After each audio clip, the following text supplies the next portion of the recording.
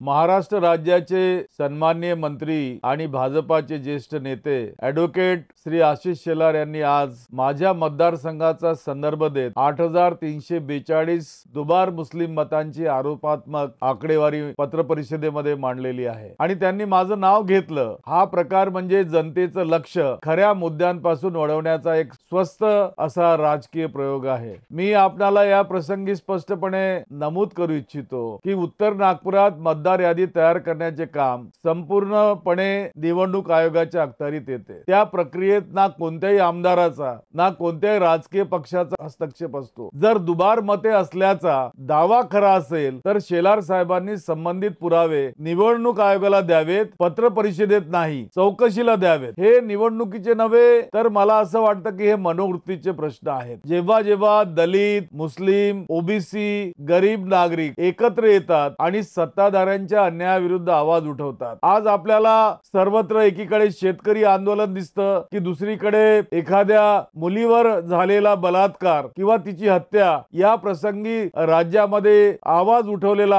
आढळतो, तेव्हा भाजपाला या ठिकाणी जिहाद दिसतो। नागपूरच्या उत्तर नागपूर या भागामध्ये लोकशाही, संविधान आणि समतेवर विश्वास ठेवणारा समाज जागृत झाला आहे। त्याला कलंक लावण्याचा हा प्रयत्न आहे आणि म्हणून मला असं वाटतं की मतदार म्हणजे धर्माने, जातीने नव्हे तर नागरिक म्हणून नोंदवलेली व्यक्ती, त्याला मुस्लिम मत, दलित मत किंवा हिंदू मत म्हणणे हे संविधानाचा अपमान खऱ्या अर्थाने ठरतो आहे। खऱ्या अर्थानं मला प्रश्न पडतो या ठिकाणी आणि कीव पण येते आशिष शेलारांची की ते निवडून आलेले या ठिकाणी आमदार आहेत आणि त्यांना माहिती आहे की मतदार हा नागरिक असतो। मतदार कोण्या धर्माने किंवा जातीने नोंदवलेली व्यक्ती नसते। त्याला मुस्लिम मत, दलित मत किंवा हिंदू मत म्हणणे हाच खऱ्या अर्थानं संविधानाचा अपमान आहे। शेलार साहेब, देशाचा संविधान तुम्हाला सांगतो प्रत्येक मत समान आहे, प्रत्येक नागरिक सार्वभौम आहे। हा केवळ भीतीचा नाही तर संविधान विरोधी मानसिकतेचा पुरावा आहे आणि आपण भाजपाचे मंत्री आहात आणि मंत्री म्हणून आपण विसरले आहात की मतदार हा धर्माने किंवा जातीने ओळखला जात नाही, तो नागरिक म्हणून ओळखला जातो। प्रत्येक मत समान आहे, ते हिंदूंचे असो, मुसलमानाचे असो, दलिताचे असो किंवा ओबीसीचे असो। हा देश समतेच्या संविधानावर उभा आहे आणि त्या संविधानाचा अपमान कुणालाही आम्ही करू देणार नाही। आपण म्हणता महाविकास आघाडीने गडबड केली असे म्हणण्यापूर्वी कृपया आपण स्वतःकडे बघितलं पाहिजे। नागपूर महानगरपालिकेत गेल्या 15 वर्षापासून तुम्ही सत्तेत आहात आशिषजी। मतदार यादीतील डुप्लिकेट नावे, वगळलेली घरे आणि लाचारीने चालणारी प्रशासनाची यंत्रणा याला जबाबदार कोण आहे? याची जबाबदारी आजच्या सत्ताधाऱ्यांवर, तुमच्यांवर नाही आहे का की आमच्यावर आहे? ज्यांनी गडबड केली ते आरसे फोडून आपला चेहरा लपवत आहे। म्हणून शेलार साहेब, आरोप करण्यापूर्वी आरसा बघावा, गडबड कुणी केली हे जनतेला चांगलं माहित आहे। माझं म्हणणं सरळ आहे आणि तेच माझं उत्तर आहे की माझ्या मतदारसंघाची जनता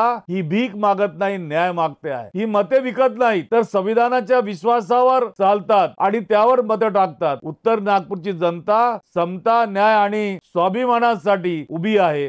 तो मतदाराचा अपमान हा डॉक्टर बाबासाहेब आंबेडकरांनी दिलेल्या संविधानाचा अपमान ठरतो। मी अशा खोट्या आरोपांना अजिबात घाबरणार नाही। आपण आमच्यावर वोट जिहादचा आरोप करून ते नागपूरच्या सामाजिक ऐक्याला तडा देण्याचा प्रयत्न करत आहात, पण उत्तर नागपूरचा समाज हा धार्मिक नाही, केवळ धार्मिक नाही तर तो संविधान निष्ठ आहे। प्रत्येक घर, प्रत्येक गल्ली, प्रत्येक वस्ती हे दाखवून देईल आपल्याला की हा लढा मतांचा नाही, मनांचा आहे आणि ही मन ही संविधानासोबत आहेत, काँग्रेस सोबत आहेत। आणि म्हणून एवढंच शेवटी तुम्हाला सांगू इच्छितो, माझ्या येथील जनता भीक मागत नाही, न्याय मागते आहे। ती मतं विकत नाही, संविधानावर विश्वासावर ती चालतात आणि उत्तर नागपूरचा नागरिक जागा आहे, तो स्वाभिमानी आहे आणि भाजपाच्या खोट्या प्रचाराला तो कधीही बळी पडणार नाही। धन्यवाद। जय भीम, जय संविधान।